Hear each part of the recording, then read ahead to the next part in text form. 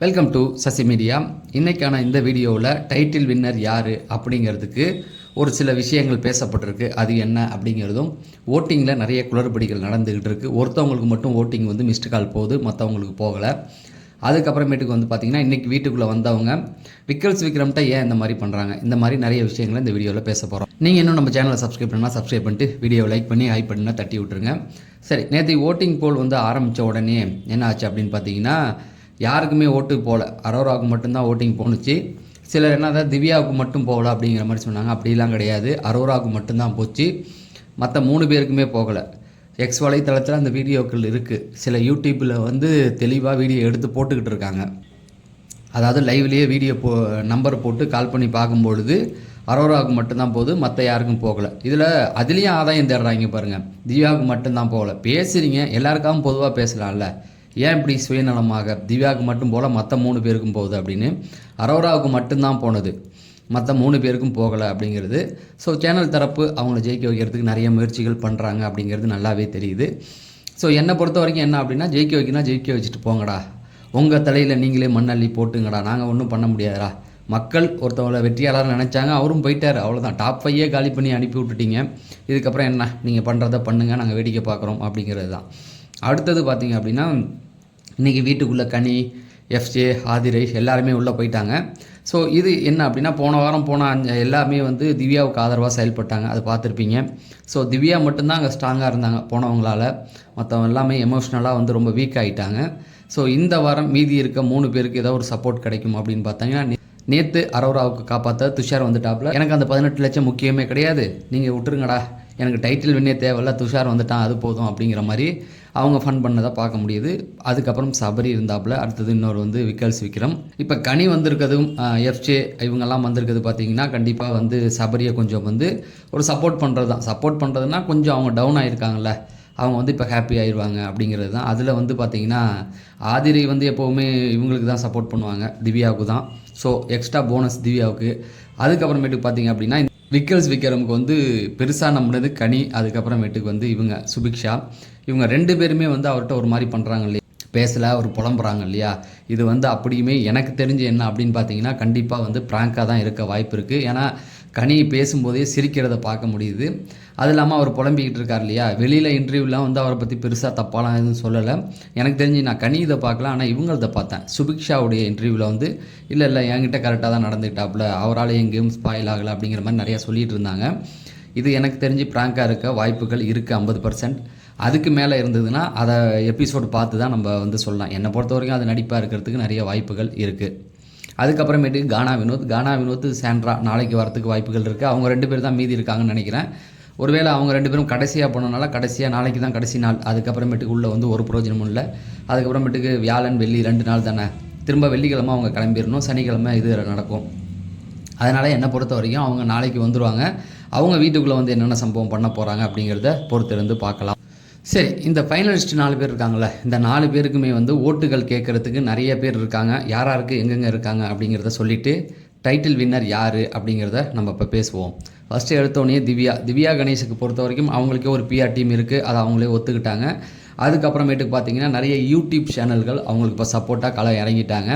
எப்படின்னு பார்த்தீங்கன்னா, இப்போ பார்வதிக்கு சப்போர்ட் பண்ண நிறைய யூடியூப் சேனலாக இருக்கட்டும், பெரிய பெரிய யூடியூப் சேனல் அவங்கெல்லாம் வந்து இப்போ திவ்யாவுக்கு ஆதரவாக வந்து பேச ஆரம்பிச்சிருக்காங்க. திவ்யா ஜெயிக்கணும் அப்படிங்கிற மாதிரி நிறைய விஷயங்கள் பண்ண ஆரம்பிச்சிருக்காங்க. ஸோ எதுக்கு சொல்கிறேன் அப்படின்னா, திவ்யாவுக்கு சப்போர்ட் பண்ண ஒரு டீம் இருக்குது இல்லையா, அதுக்கப்புறமேட்டு அந்த பக்கம் பார்த்தீங்க அப்படின்னா இவர் இருக்கார்,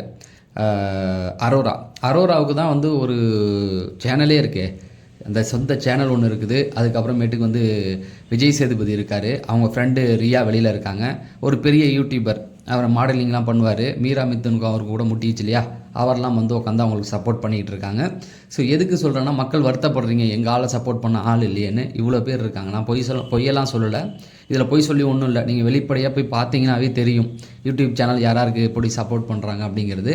ஸோ அரோராவையும் வந்து காப்பாற்றுறதுக்கு ஒரு டீம் இருக்குது சப்போர்ட் பண்ண. அடுத்தது விக்ரமை பொறுத்த வரைக்கும் பெரிய யூடியூப் சேனலுக்கு யாருமே வந்து அவருக்கு பெருசாக ஆதரவு தரலைனாலும், அவருடைய சொந்த யூடியூப் சேனல் இருக்கு இல்லையா, அந்த யூடியூப் சேனலில் அவருக்கு சப்போர்ட்டாக வந்து நிறைய விஷயம் பண்ணுறாங்க, ஓட்டு கேட்குறாங்க.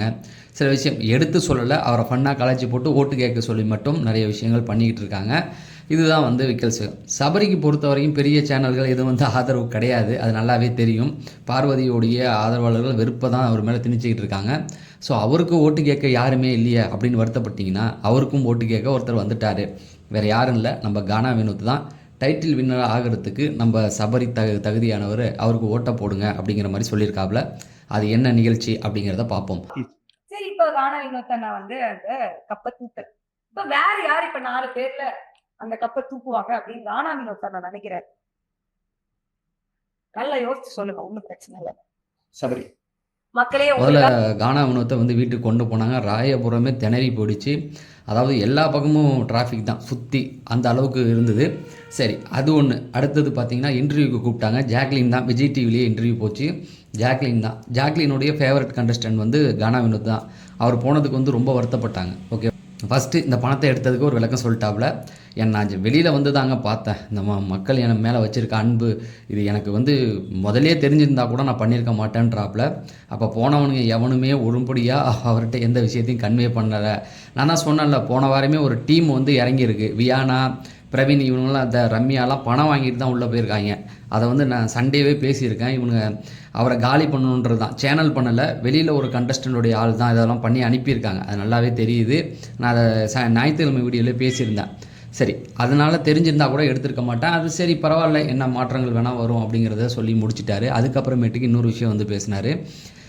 கமருதீனுக்கும் அவருக்கும் உள்ள ஃப்ரெண்ட்ஷிப்பை ஒரே வார்த்தையில் முடிச்சிட்டாப்புல. அதாவது நான் வந்து சின்ன வயசில் அவனை மாதிரி தான் இருந்தேன், அவன் வயசில் நான் அப்படி தான் இருந்தேன், அப்போ இன்றைக்கி இப்படி மாறி இருக்கேன்னா அவனும் என் வயசில் அப்படி மாறிடுவான் அப்படிங்கிற அந்த ஒரு உண்மையான ஃப்ரெண்ட்ஷிப் நான் வந்து ஓப்பனாகவே சொல்கிறேன். கமருதீனுக்கும் அவருக்கும் இந்த ஃப்ரெண்ட்ஷிப் வந்து லைஃப் லாங் இருக்கணும் அப்படின்னு நான் ஆசைப்பட்றேன். ஏன்னா ரொம்ப அவங்க 2 பேருமே ட்ரூவாக இருந்துட்டாங்க. என்ன தான் பாருங்களேன், எவ்வளவோ அவர் பார்வதிக்கிட்ட போய் நின்னா கூட கமருதீன் வந்து இவருக்காக ஓடி வருவாப்பில். அந்த கமருதீனுடைய அந்த ஃப்ரெண்ட்ஷிப்புக்கும் வந்து நான் தலை வணங்குவேன். அதே போல் கானா வினோத்தும் சரி, 2 பேருமே அந்த ஃப்ரெண்ட்ஷிப்புக்கு உண்மையாக இருந்தாங்க அப்படிங்கிறது தான். வெளியில் போயும் அவங்களுடைய நட்பு தொடரும். அடுத்தது ஜாக்லின் வந்து ஒரு கேள்வி கேட்டாங்க. அண்ணா, யார் ஜெயிக்கணும்னு நீங்கள் ஆசைப்பட்றீங்க? நீங்கள் இருந்தீங்க, நீங்கள் ஜெயிப்பீங்கன்னு எதிர்பார்த்தோம், இப்போ யார் ஜெயிக்கணும்னு ஆசைப்பட்றீங்க அப்படின்னு சொல்லி ஒரு கேள்வியை கேட்டார். அவங்க கேட்ட உடனே ஒரு நிமிஷம் அப்படி யோசித்து பார்த்து சபரி ஜெயிக்கட்டும் அப்படிங்கிற மாதிரி ஒரு பதிலை சொல்லியிருக்காப்புல. ஸோ என்னை பொறுத்த வரைக்கும் இந்த பதிலை நான் எப்படி பார்க்குறேன்னா, ஃபஸ்ட்டு கானா வினோத்தோடைய ஃபேன்ஸ், நீங்கள்லாம் வந்து ஓட்டு போட மாட்டேன்னீங்களா? வினோத்தே சொல்லிட்டாரு சபரி தான் ஜெயிக்கணும்னு, ஓட்டு போடுங்க அப்படிங்கிறத சொல்லிவிட்டு. ஏன்னா 90 நாள் வீட்டுக்குள்ளே இருந்திருக்காப்புல. ஸோ எல்லாரையுமே பார்த்துருப்பாப்புல. அதே போல் வெளியில் வந்து பார்த்துருப்பாப்புல. நிறைய விஷயங்கள் அவருக்கும் தெரியும். பிஆர் ஒர்க்கு, நம்ம எந்த வலையில் சிக்கணும், நம்மளை யார் எடுக்க வச்சா அப்படிங்கிற எல்லா உண்மைகளும் அவருக்கு இந்நேரத்துக்கு தெரிஞ்சிருக்கும். அதெல்லாம் மைண்டில் வச்சுக்கிட்டு தான் அவர் வந்து ஒரு வார்த்தை வந்து சொல்லியிருக்காரு. வீட்டுக்குள்ளே பார்த்துருக்காருல்ல, இத்தனை பேரை பார்த்துருக்காருல்ல, கவனிச்சு தான் அவர் வந்து இதை சொல்லியிருக்காரு, சபரி ஜெயிக்கணும் அப்படின்ற மாதிரி அவர் சொல்லியிருக்காப்புல. இப்போ கானா வினோத்தோடைய ஃபேன்ஸ் எல்லாருமே இதை எக்ஸ் வலைதளத்தில் பகிர்ந்துக்கிட்டு வராங்க. அதே போல் சபரியை சார்ந்தவங்களும் இதை பகிர்ந்துட்டு வராங்க. ஸோ என்னை பொறுத்த வரைக்கும் கானா வினோத் சொன்னதை நான் வந்து பொய் சொல்லலை. வீடியோ கிளிப் இருக்குது, அதையும் போட்டுறேன். ஏன்னா நான் அவருக்கு முட்டு கொடுக்குறேன்னு நினச்சிட வேண்டாம். வீடியோ கிளிப்பும் இருக்குது, அதை போட்டிருக்கேன், பார்த்துங்க. ஸோ இவ்வளோ தான் மக்களே, தொடர்ந்து அப்டேட்டுகள் கொடுப்போம். அடுத்தது அஃபிஷியல் ஓட்டிங் பற்றி நம்ம வந்து மதியான வீடியோவில் பேசுவோம் அப்படிங்கிறத சொல்லி நான் விடைபெறேன். நன்றி, வணக்கம்.